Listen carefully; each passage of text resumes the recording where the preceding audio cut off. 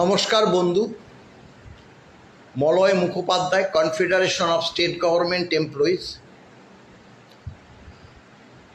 বন্ধু, গত 4 মে রাজ্যে পালা বদলের পর গতকাল আমাদের ডিএ মামলাটা ছিল, সেটা সকলেই জানেন। সেই ব্যাপারে অনেকেই জানতে চাইছেন কি হলো বা আগামী কবে পরবর্তী তারিখ ডিএ মামলার ক্ষেত্রে পাওয়া গেল। এছাড়াও যারা কেএমসি অর্থাৎ কলকাতা কর্পোরেশন এলাকায় বসবাস করেন, যে সকল অবসরপ্রাপ্ত কর্মচারী, তারা কেন এখনো পর্যন্ত ডিএ মামলার প্রেক্ষিত যে বকেয়া ডিএটা তারা পাচ্ছেন না, সেই প্রশ্ন আমাদের কাছে আসছে। দুটো বিষয়েই আলোচনা যাব, কিন্তু তার আগে গতকাল মধ্যমগ্রাম চত্বরে যে একটি ভয়াবহ ঘটনা ঘটেছে, আজ তা নিয়ে সারা রাজ্য তোলপাড়, সেটা আপনারা সকলেই জানেন। যে মাননীয় শুভেন্দু অধিকারীর আত্মসহায়ক চন্দ্রনাথ রথ, তাকে দুষ্কৃতিকারীরা গুলি করে হত্যা করেছে এবং তার গাড়ির চালক, সেও মারাত্মকভাবে জখম অবস্থায় হাসপাতালে মৃত্যুর সঙ্গে পাঞ্জা লড়ছে। আমরা গতকাল যখন কলকাতা বিমানবন্দর থেকে বাড়ি ফিরছি, মধ্যমগ্রাম হয়ে আমি সোদপুরে ফিরি। আমার সঙ্গে মাননীয় আমাদের যে প্রেসিডেন্ট শ্যামল কুমার মিত্র মহাশয় থাকে, সেই পথে অর্থাৎ মধ্যমগ্রাম হয়ে যায়, কিন্তু গাড়ি খুব স্লোত গতিতে চলছিল। ভেবেছিলাম জাম। দোলতলার কাছ থেকে দেখি একটা জায়গায় একটা নার্সিংহোমের সামনে বিশাল ভিড়। স্বাভাবিকভাবে অর্থাৎ মধ্যমগ্রাম চৌমাথার একটু আগেই স্বাভাবিকভাবে মনে ডেকেছে যেটা যে রাজনৈতিক সংঘর্ষ, লড়াই, তাতে কেউ জখম, তাই এখানে এতটা ভিড় উপস্থিত হয়েছে। যাই হোক, আমরা বাড়ির পথে রওনা দিলাম, গাড়িতেই ছিলাম, সেগুলো তো আর জানতে পারবো কিভাবে। মধ্যমগ্রাম চৌমাথা হয়ে বাড়ির দিকে ফিরতে আমরা যখন প্রায় বাড়ির কাছাকাছি, সেখানেই আমার যে মিসেস ফোন করে, তোমরা কোথায়? না, বললাম যে বাড়ির কাছাকাছি চলে এসছি। না, মধ্যমগ্রাম হয়েই তো আসো, এই ঘটনা।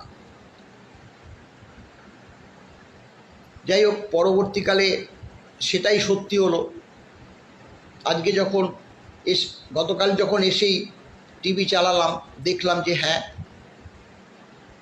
ঘটনাটার প্রেক্ষিতেই আমাদের আসতে দেরি হয়েছে। দেখুন, ঘটনাটা নিয়ে সারা রাজ্য তোলপাড়। কারণ তোলপাড় হওয়ার মূল কারণ আপনারা সকলেই জানেন, যে এই যে পরিবর্তনের মূল কাণ্ডারি এই মাননীয় শুভেন্দু অধিকারী, এবং তাকে এক প্রকার আমরা মনে করছি যে ভাবি মুখ্যমন্ত্রী আগামী শনিবার হয়তো তিনি শপথ নেবেন। এমন একজন ব্যক্তির আত্মসহায়ককে গুলি করে ঝাঁঝরা করে দেওয়া দুষ্কৃতিকারীদের যে কতটা সাহস না হলে এই ধরনের ঘটনা ঘটতে পারে, সেটা তো সহজেই অনুমান করা যায়। তাই দেখুন, এক্ষেত্রে যাকে গুলি করে খুন করেছে তাকে তো আর কোনো উপায়েই বাঁচিয়ে আনা যাবে না। মাফ করবেন। আত্মসহায়ক চন্দ্রনাথ রথ, তার যে বিদেহী আত্মা, তার আমরা অর্থাৎ কনফেডারেশন অফ স্টেট গভর্নমেন্ট এমপ্লয়িজের পক্ষ থেকে চিরশান্তি কামনা করি। তার আত্মার, তার পরিবারের প্রতি আমাদের রইল সমবেদনা। এবং তার যে চালক, সে যাতে দ্রুত সেরে ওঠে বা তার দ্রুত আরোগ্য আমরা কামনা করছি। এবার আসি যে দেখুন, যেদিন 4 তারিখ অর্থাৎ কাউন্টিং চলছে, সেদিনই বিকেলের দিকে যে ডিএ মামলার যে অ্যাডভোকেট অন রেকর্ড, অর্থাৎ এই যে সরকার এখনও তো শপথ হয়নি, বর্তমানে যে সরকার তৃণমূল সরকার, যাদের জন্যই আমাদের মামলা করতে হয়েছিল, তার যে অ্যাডভোকেট অন রেকর্ড মাননীয় কুণাল মিমানি, তিনি রেজিস্ট্রার অফ কোর্টের কাছে ওই দিনই ডিএ মামলাটার 3 সপ্তাহ অ্যাডজন চেয়েছে, অর্থাৎ মুলতবি চেয়েছে। সেখানে বলেছে যে আগামী 6 তারিখ যে মামলা আছে, সেখানে সর্বোচ্চ আদালতের কাছে আমরা এই ডিএ মামলাটা 3 সপ্তাহ পিছিয়ে দেওয়ার কথা বলবো।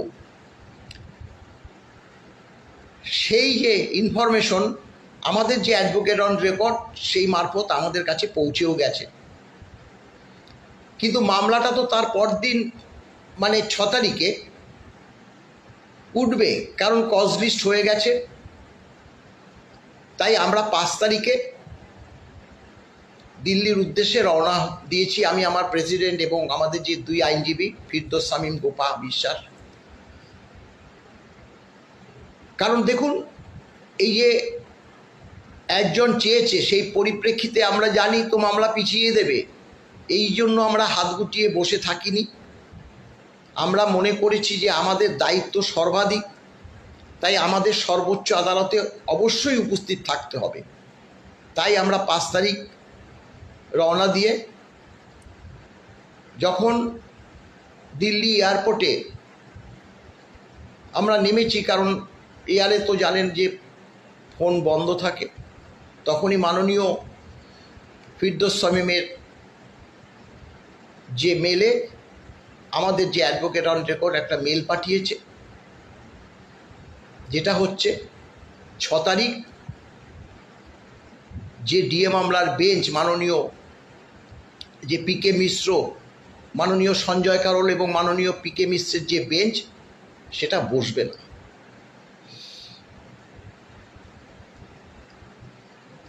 সেই সময় তো আর আমরা আবার একটা বিমান ধরে আমরা কলকাতায় ফিরে আসার মতো তো আমাদের সেই সামর্থ্য নেই, আর সেটা সম্ভবও না।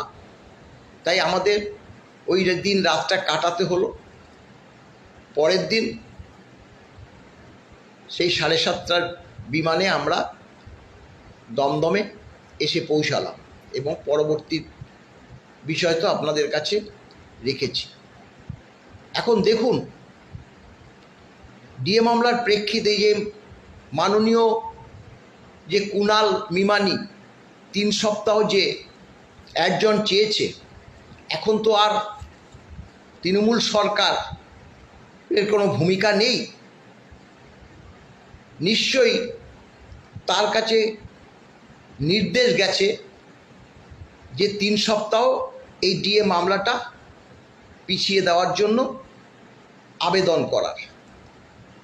দেখুন, আমরা মনে করছি কি হবে জানি না, বর্তমান যে সরকার আসছে বিজেপি সরকার, তারা হয়তো এই ধরনের সিদ্ধান্ত নিতে পারে যে ডিএ মামলাটি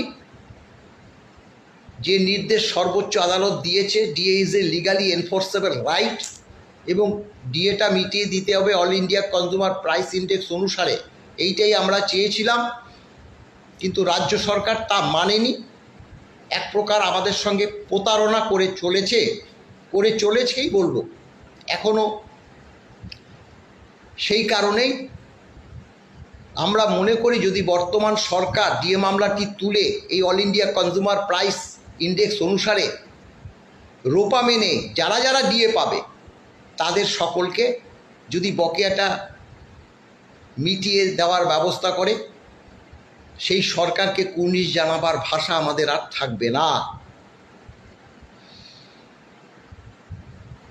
দ্বিতীয়ত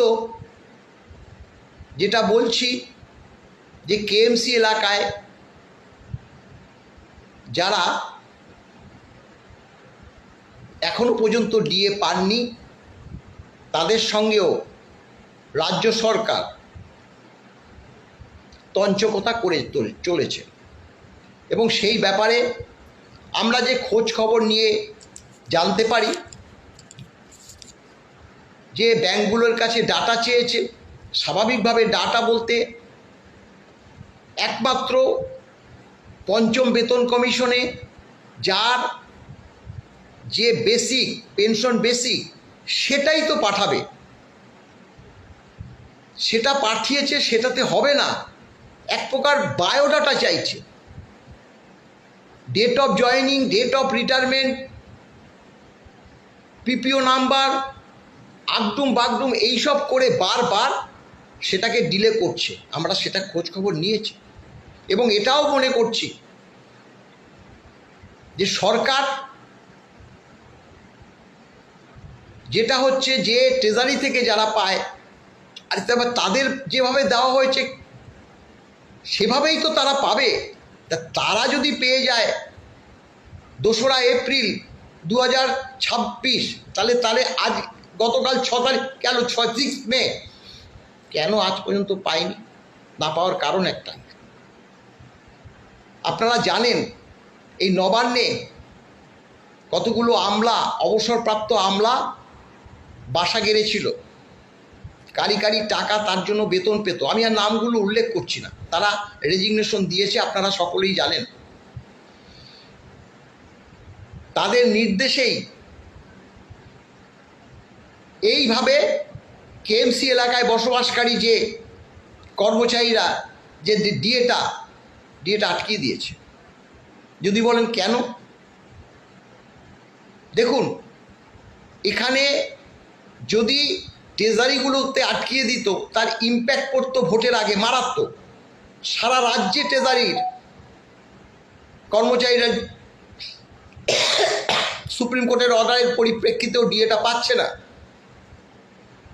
কিন্তু কলকাতার যে অবসরপ্রাপ্ত কর্মচারী তারা তো মনে করেছে যে কলকাতার যে 8-9টা মানে সিট আছে সেগুলোতে হারাবার ক্ষমতা কারণেই, অতএব কলকাতায় বসবাসকারী যে অবসরপ্রাপ্ত কর্মচারীরা তাদের ডিএটা না দিয়ে সেই ডিএর টাকা যদি লক্ষ্মীর ভাণ্ডার যুবসাথীতে খরচ করা যায় তাহলে কিছুটা উতরে যেতে পারি বা পারবো। কারণ সেই সময় একদম লক্ষ্মীর ভাণ্ডার তিনি ঘোষণা করেছে, তাদের দিতে হবে, যুবসাথী ঘোষণা করেছে, এই টাকা সেখানে ব্যয় করেছে। আমরা মনে করছি তাই ভেবেছিল কলকাতায় তারা এমনিতেই জয় পেয়ে যাবে, তার পরিণাম কি সেটা দেখেছেন আপনারা।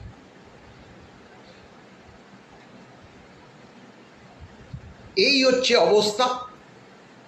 আপনারা জানেন যে এখন যদি আমরা এইটা নিয়ে তদবির করি, বর্তমান তৃণমূল সরকারের এখন ভূমিকা কিচ্ছু নেই। অ্যাডিশনাল চিফ সেক্রেটারি ফিনান্স তাকে যে নির্দেশ দিত সেইভাবেই কাজ করত, সবসময় সেইভাবেই এই তৃণমূল সরকারটা কাজ করে গেছে। কিছু কিছু আমলাকে মুখ্যমন্ত্রী বসিয়ে এই ধরনের কাজগুলো, অর্থাৎ সরকারি কর্মচারীদের